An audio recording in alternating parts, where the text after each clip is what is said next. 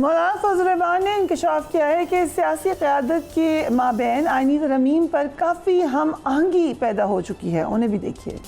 हम असम्बली में इसलिए तो नहीं है कि हम आवाम के खिलाफ कोई तरमीम पास करें। जो चीज़ें वक्त की ज़रूरत होती हैं हम उन ज़रूरतों को तरजीह दें। ये नहीं कि हम किसी इदारे या किसी महकमे को ताकतवर बनाने के लिए कानून बनाएं। जो मसौदात इस वक्त शेयर किए गए हैं उसमें काफ़ी अब हम आहंगी तकरीबन पैदा हो चुकी है। कल बिलावल भुट्टो साहब से मिलूंगा और फिर यहाँ से मैं सीधा लाहौर जाऊँगा, मैं मियां नवाज शरीफ साहब से भी मिलूंगा, फिर मैं इस्लामाबाद जाऊँगा तो वहाँ पर PTI के साथ उनकी जो मौजूद है उनसे बात करूंगा और इस तरीके से एक इत्तेफाक राय पैदा करने की एक कोशिश है। जब 18वीं तरमीम में हमें 9 महीने लग गए थे तो अब 26वीं तरमीम में हमें 9 दिन तो दे देने चाहिए। इस तमाम मामले में सबसे अहम सवाल इस तरमीम के टाइमिंग के हवाले से है जो कि अभी तक हल नहीं हुआ। एक नज़र क्विकली डाल लेते हैं, अगरचे बहुत सारी हैं लेकिन will have a quick look. PDM की हुकूमत जब से पहली हुकूमत आई और फिर दूसरी हुकूमत आई, कौन कौन सी तरमीम की हैं, कौन सी फ़ायदेमंद हैं अवाम के लिए, कौन सी फ़ायदेमंद है हुकूमत के अपने लिए।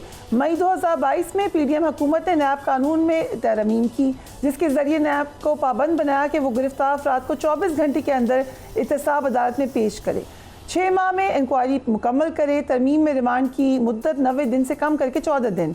नैब कवानीन में तरमीम के ज़रिए टैक्स मामला तरक्याती मनसूबों में बेकायदगी को नैब के दायरे इख्तियार से निकाल दिया गया।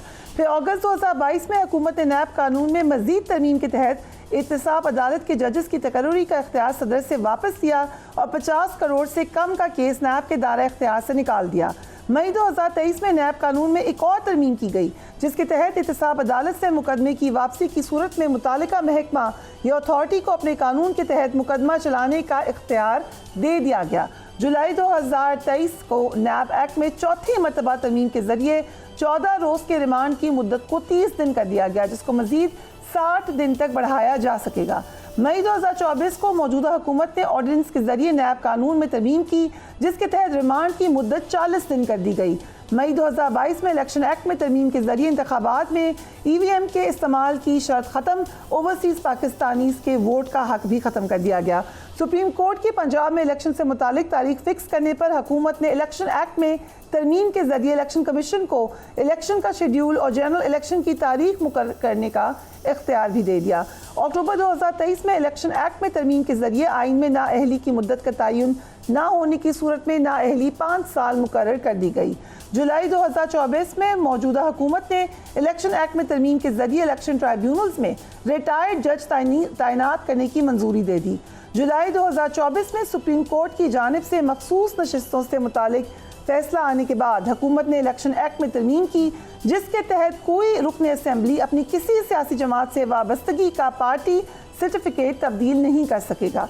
तरमीम में यह भी ज़रूरी करार दिया कि मखसूस नशिस्तों के हसूल के लिए किसी जमात के वक्त पर फहरिस्त जमा करवाना लाजमी है। मार्च 2023 में PDM हुकूमत ने supreme court practice and procedure act में तरमीम के जरिए सो मोटो नोटिस लेने और बेंच बनाने का इख्तियार चीफ जस्टिस के बजाय 3 सीनियर जजेस की कमेटी को दे दिया।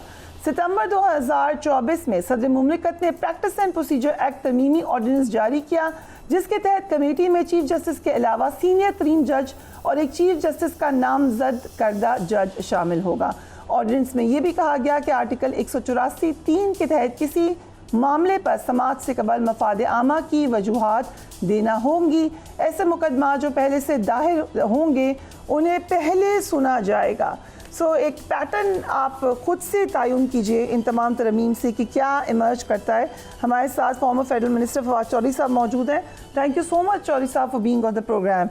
क्या हम कह सकते हैं कि ये वाज़े है कि काजी फाइज ईसा एज चीफ जस्टिस कंटिन्यू नहीं करेंगे?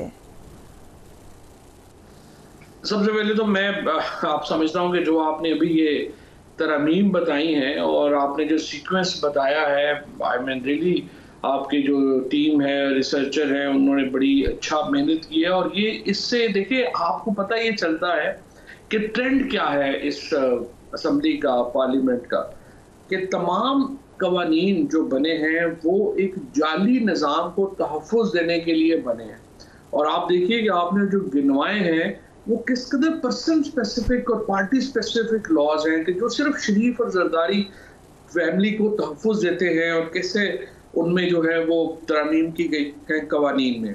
जहाँ तक अब इस तरमीम का भी ताल्लुक है, जो आप ही के प्रोग्राम में आपको याद होगा कि सबसे पहले हमने इस पर बात की थी, इसका मकसद जो है वो भी पर्सन स्पेसिफिक है। अब मुझे समझ नहीं आती कि एक तो बिलावल भुट्टो तो खतरनाक तरमीम पेश कर रहे हैं, वो तो पाकिस्तान को पहले 18वीं तरमीम में आपने बहुत फेडरेशन को नुकसान पहुंचाया और पाकिस्तान एक लिटरली कन्फेडरेशन बन गया। अब आप उसको मजीद जो है वो सुप्रीम कोर्ट को भी आप कह रहे हैं कि हम उसको सूबाई बुनियादों के ऊपर जो है वो जजेस की तकर्री करें।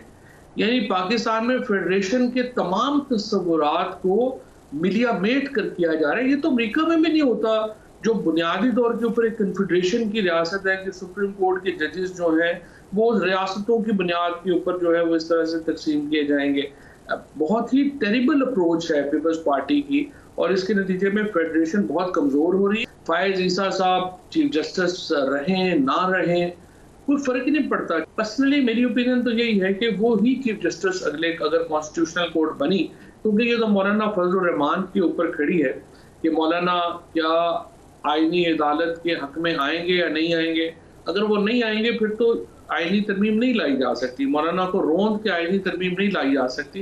But I think the overall जो एक बिहेवियर है बिलावल भुट्टो का बहुत ही अफसोसनाक। लेकिन बिलावल भुट्टो का मौक़िफ़ बड़ा क्लियर है, वो कहते हैं कि उनकी तरमीम सिर्फ आईनी अदालत से मुतालिक है। अब जो बाकी उसके साथ इर्द गिर्द तरमीम है वो उसके ऊपर उसको क्या ओनरशिप दे रहे हैं?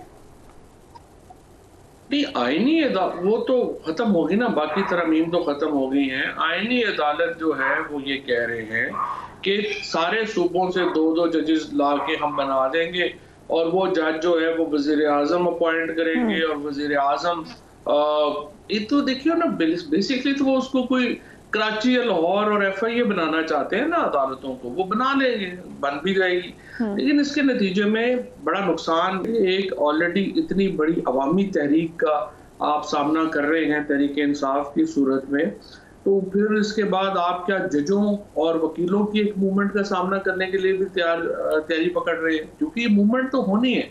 मुमकिन ही नहीं है कि लॉयर्स और जजेस जो हैं वो बाहर ना निकले। लेकिन मूवमेंट जो भी शुरू होती है थोड़ा सा एहतजाज होता है। आपने चाहे सिंध में देख लें चाहे पंजाब में देख लें, किस किस्म का रिएक्शन होता है। थोड़ा सा फ़र्क है कि पीपल्स पार्टी ने कम से कम माजरत कर ली उसके ऊपर, PMLN की तरफ से तो वो भी नहीं होती। हाँ नहीं, वो तो बिल्कुल ही मावरा है हर किस्म के इखलाकी उससे। ये बात सही है, शहरी रहमान की मैंने देखी है, बड़ी अच्छी बात है कि उन्होंने माजरत की है। लेकिन देखिए ये जो तहरीक है ना, ये तो फ्रिया, ये तो 1-2 साल तो काफी नहीं होते तहरीक करने के लिए। ये सिलसिला तो किसी वक्त भी शुरू हो सकता है। Pakistan is right for the movement.